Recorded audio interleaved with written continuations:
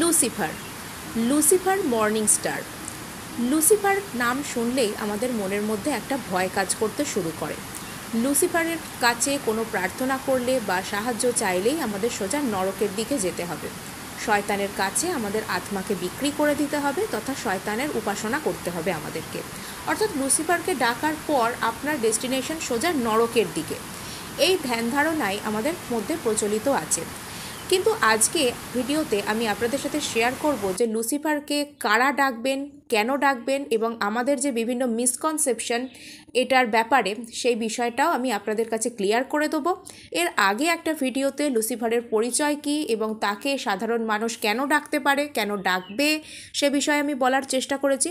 আজকে আমি টোটালি প্রার্থনার প্রসেসের কথাই আলোচনা করব এবং ওনার মন্ত্র আপনাদেরকে চ্যান্ট করে শোনাবো।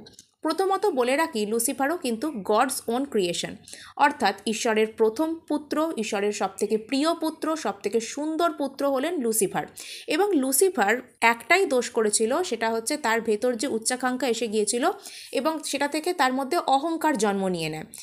তো তার প্রচণ্ড কনফিডেন্সও ছিল, সে নিজেকে একরকম ভগবানের সমান ভাবতে শুরু করে দেয় এবং স্বাধীন চেতা হওয়া, ওভার কনফিডেন্ট হওয়া, এছাড়াও যে আত্ম অহংকারের জন্ম নেওয়া, সেটার জন্যই তার পতন হয়েছে।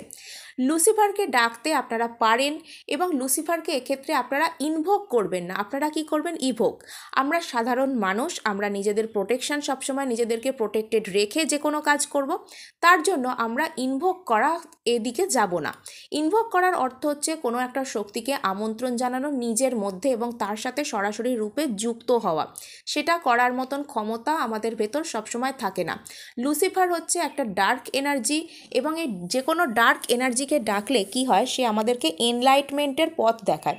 অর্থাৎ আমাদের ভেতরকার যা কিছু শ্যাডো সাইড আছে, যা কিছু আমাদের ভয় আছে, নেগেটিভ সাইড আছে, যা কিছু আছে, সেই বিষয়গুলো আমাদের সামনে একটু একটু করে আসতে শুরু করে। অর্থাৎ সেই ব্যাপারগুলোই আরও বেশি করে ট্রিগার হবে এবং সেটা সহ্য করার ক্ষমতা সবসময় আমাদের মধ্যে থাকে না।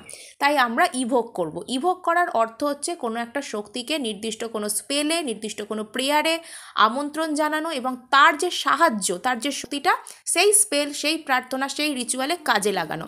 এটাই হলো ইনভোকেশন আর ইভোকেশনের মধ্যে পার্থক্য। এবং নর্মালি আমরা তাই ইভোকেশনের দিকেই আজকে যাব। আপনাদেরকে বলে রাখি যে এই প্রার্থনা কারা করবেন, কিভাবে করবেন, কি কি কারণে করবেন এবং কি করবেন না, what to do and what not to do. আপনাকে লুসিফারের জন্য কি প্রার্থনা করতে গেলে কি কি করতে হবে এবং কি কি করতে হবে না, আজকের প্রার্থনার বিষয়বস্তু এটাই। এবং শেষে আমি লুসিফারের যে চ্যান্টিং সেটাও আপনাদেরকে বলে দেবো। প্রথমত আপনাদেরকে বলি যে লুসিফারকে কারা ডাকবেন। যারা ল্যাক অফ কনফিডেন্সে ভুগছেন, হ্যাঁ, যাদের মধ্যে কোনো রকম কোনো নির্দিষ্ট ক্ষেত্রে অ্যাকশান নেওয়ার জন্য ভয় লাগছে, আপনি জানেন কোনো ক্ষেত্রে আপনাকে কি কাজ করতে হবে কিন্তু সেটা আপনি কোনো ভয়ের ক্ষেত্রে করতে পারছেন না ভয়ের কারণে, সেক্ষেত্রে লুসিফার আপনাকে কনফিডেন্স দেবে, সৎ সাহস দেবে। নেক্সট হচ্ছে আপনার ভেতর যে কোনো রকমের শ্যাডো সাইড আছে, নেগেটিভ সাইড আছে, যে কোনো বিষয়ে ভয় আছে যেটা আপনি ওভারকাম করতে পারছেন না, বা বিভিন্ন রকম আমাদের ভেতর শর্ট কামিংস, শর্ট বিলিভস এসব থাকে না, যেগুলো আমাদেরকে নির্দিষ্ট যে অ্যাকশন নিতে বা নির্দিষ্ট জীবনের পথে চলতে বাধা দেয়, সেই বিষয়গুলোকে ইনি কাটিয়ে দেবেন। এবং এক্ষেত্রে কিছু ক্ষেত্রে শ্যাডো ট্রিগার হতে পারে, আমি এটা যে হবে না একেবারে বলছি না, তবে সেটা মাত্রাবোধে থাকবে। ইনভোকেশনের মতো অত তীব্রভাবে এটা আপনাদের সাথে হবে না। নেক্সট হচ্ছে যারা ধরুন কোনোভাবে যাদের ইগো কোনোভাবে আহত হয়েছে, ইগোইস্টিক উন্ড আছে যাদের মধ্যে, কোনো রকম কোনো কর্মক্ষেত্রে ধরুন আপনি ভালো কাজ করছেন এবং আপনার যে সুনাম, আপনার যে ক্রেডিট, সেটা অন্য কেউ নিয়ে নিচ্ছে, আপনাকে কেউ বিরক্ত করছে। গডেস লিলিথ যে ক্ষেত্রে কী করেন, যে মানে কোনো মহিলাকে কেউ ডিস্টার্ব করলে বা কোনো মহিলা যখন কাতর প্রার্থনা জানান নিজের সম্মান রক্ষার জন্য, তাকে যেরকমভাবে তুরন্ত হেল্প করেন, এই লুসিফারও যে ব্যক্তি ধরুন উচ্চাকাঙ্ক্ষী, নিজের ফিল্ডে ঠিকঠাক কাজ করলেও সে ঠিকঠাক ফল পাচ্ছে না, তাকে কিন্তু লুসিফার ভীষণভাবে সাহায্য করেন। আপনার ভেতর উচ্চাকাঙ্ক্ষা আছে, আপনি বড় হতে চান, বা আপনাকে কেউ সেক্ষেত্রে বাধা দিচ্ছে, আপনাকে কেউ অকারণ বিরক্ত করছে, আপনার সম্মানে আঘাত আনছে, আপনি কারোর এগেনস্টে নির্দিষ্ট অ্যাকশন নিতে পারছেন না ভয়ের কারণে, যেটা আপনার নেওয়া উচিত। অবশ্যই এটা কিন্তু খারাপ সেন্সে নেবেন না, মানে যে কারোর এগেনস্টে আপনি জাস্ট ইগোর বশবর্তী হয়ে কোনো রকম খারাপ অ্যাকশান নেওয়ার কথা আমি বলছি না, যে ক্ষেত্রে আপনার অ্যাকশান নেওয়া জরুরি। কোনো এক ব্যক্তি আপনার অধিকারকে খর্ব করছে, আপনাকে অপমান করছে, আপনাকে ছোট করছে, তুচ্ছ করছে, সেক্ষেত্রে আপনি যখন তাকে বলে বুঝিয়ে পারছেন না, সেক্ষেত্রে আপনি লুসিফারের হেল্প চাইতে পারেন। এরপর আমি বলবো যে কিভাবে এনাকে প্রার্থনা করা যায়। লুসিফারকে প্রার্থনা আপনারা যে কোনো নিউ মুনে করতে পারেন, ফুল মুনে করতে পারেন, বা অন্য যে কোনো দিন করতে পারেন। এর ক্ষেত্রে সেরকম কোনো বাধাবদ্ধকতা নেই যে অমুক দিনেই করতে হবে বা তমুক দিনেই করতে হবে, সেরকম কিছু ব্যাপার এখানে নেই। এবং লুসিফারকে রিপ্রেজেন্ট করে বেশ কিছু ফেমিনিন গডেস, যারা কিন্তু মানে ডার্ক গডেস নন, জাস্ট অ্যাজ বলা যেতে পারে অ্যাফ্রোদিতের কথা এখানে আসতে পারে। অ্যাফ্রোদিত কিন্তু যে লুসিফারের যে ফেমিনিন যে ভার্সনটা, সেটার কিছু কিছু এনার্জি বহন করে। এ তো গেল অ্যাফ্রোদিতের কথা। এছাড়াও দেখতে গেলে goddess Hecate, goddess Freya, god Loki, Norse god Loki কিন্তু লুসিফারের বেশ কিছু ক্যারেক্টারিস্টিক্স, বেশ কিছু যে বিষয়, সেগুলো নিজেদের মধ্যে আমাদের সামনে আনেন। অর্থাৎ এই সমস্ত গডেসদের সাথে কাজ করলে, গডদের সাথে কাজ করলেও কিন্তু লুসিফারের মতন কিছুটা সিমিলার যে ব্যাপার স্যাপার, সেটা আপনাদের সাথে হতে পারে। আপনারা আমাকে বারবার লুসিফারের ওপর প্রেয়ার আনতে বলছেন, আমি বুঝতে পারছি বিষয়টা ভীষণ ইন্টারেস্টিং, সবাই চাইছেন, কিন্তু যে কোনো বিষয় প্রেয়ার আনার আগে আমাকে সেটার ওপর নিজে কাজ করে দেখতে হয় যে বিষয়টা কীরকম, সেটা নিয়ে স্টাডি করতে হয়, রীতিমতন রিসার্চ করতে হয়। তার আগে কিন্তু আপনাদের সামনে যে কোনো প্রেয়ার, যে কোনো ভিডিওস বা যা কিছু সেটা আনা যায় না। আগে আমাকে নিজে সেটা করে দেখতে হয় যে কেমন ইম্প্যাক্ট সেটা আমার ওপর পড়লো। তো নেক্সট আমি বলে রাখি যে লুসিফারকে যখন আপনি ডাকবেন, যখন ইভোক করবেন, তখন আপনার সামনে বা আপনার কল্পনায় 3 রকম চিত্র আসতে পারে।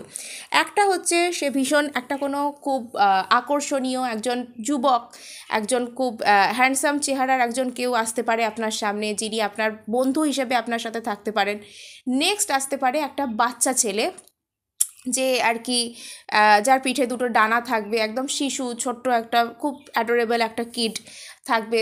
দেখা যেতে এটা আপনার মনের মধ্যে আসতে পারে যে সেই শিশুটা হয়তো এই রকম ইমাজেরি আসতে পারে, একটা খুব সুন্দর ফুটফুটে দেখতে শিশু, হয়তো অনেক নরমুণ্ডুর যে কঙ্কাল স্কেলেটনের ওপর বসে আছে। এ ধরনের যে মেন্টাল ইমাজিনেশন, সেটা আপনাদের দু চোখের পাতায় ভেসে উঠতে পারে।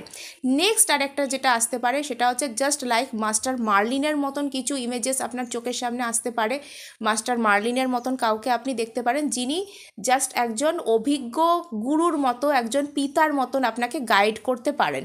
তো যদি আপনার গাইডেন্সের দরকার হয়, আপনি অবশ্যই এই যে পিতা টাইপ, ফাদার লাইক যে ইমেজেস, এর সাথে যেতে পারেন।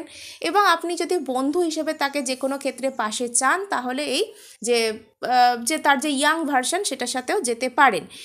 এক্ষেত্রে আমরা যে ফাদার রূপী যে গাইডেন্স, যে পিতা রূপী যে গাইড, তাকেই প্রার্থনা করব। এবং লুসিফারের যে প্রার্থনার কথা আমি যদি বলি, তাহলে এখানে আসে লুসিফারের প্রার্থনা করতে গেলে আপনি কি কি করবেন, কি কি করবেন না। আমি প্রথমেই বলেছি যে গডেস অ্যাফ্রোদিতের যারা প্রার্থনা করবেন, তারা গডেস অ্যাফ্রোদিতের ছবি রাখবেন। গডেস হেকাটের যারা প্রার্থনা করেন, তারা গডেস হেকাটের ছবি রাখবেন। কিন্তু লিলিথের ক্ষেত্রে আমি আয়নাকেই ইউজ করতে বলেছি, জাস্ট আপনার বাড়ির নর্মাল আয়না।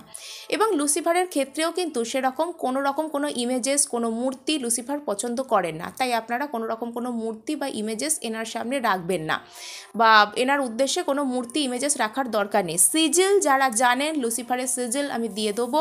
এই সিজিল আপনারা তৈরি করতে পারেন নিজেরা, এবং নিজেরা এক্ষেত্রে স্পেলের ক্ষেত্রে ব্যবহারও করতে পারেন। নেক্সট যেটা হয়, সেটা হচ্ছে সিজিল ছাড়াও ওনাকে ডাকা যায়, চ্যান্ট করে ডাকা যায়। ওনার উদ্দেশ্যে রেড কালারের অথবা রেড ছাড়াও ব্ল্যাক কালারের মোমবাতি দেওয়া যায়। রেড ব্ল্যাক না থাকলে নর্মাল আপনার ঘরে যে সাদা মোমবাতি, সেটাও আপনি ওনার উদ্দেশ্যে অফার করতে পারেন।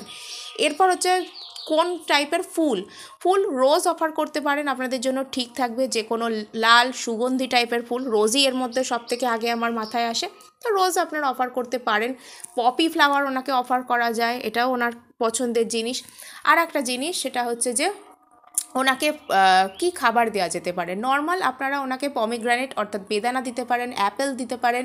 ওনাকে দেওয়া যেতে পারে কোনো রকমের কোনো লাল ফল, ওই আপেল বেদানা ওরকম টাইপের কোনো ফল দেওয়া যেতে পারে, চকলেট দেওয়া যেতে পারে, এগুলো ঠিক থাকবে। চেরিজ দেওয়া যেতে পারে, স্ট্রবেরি দেওয়া যেতে পারে। এই ধরনের যে ফ্রুটগুলো ওনাকে অফার করতে পারেন। অফার করার পর আপনারা এটাকে চেষ্টা করবেন যে কোনো রকম কোনো পশু পাখিকে এটাকে দিয়ে দেয়া।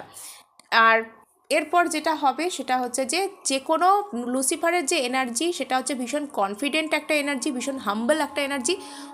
নাম শুনে আপনাদের ভয় পাওয়ার কিচ্ছু নেই, আপনাদের সাথে ভয়ের কিচ্ছু ঘটবে না। এবং আপনারা যে স্থানে বসে লুসিফারকে ডাকবেন সেখানে কিন্তু অবশ্যই জায়গাটা যেন পরিষ্কার পরিচ্ছন্ন হয়, অর্থাৎ অগোছালো নোংরা কোনো অবিন্যস্ত জায়গা লুসিফার একদম পছন্দ করেন না।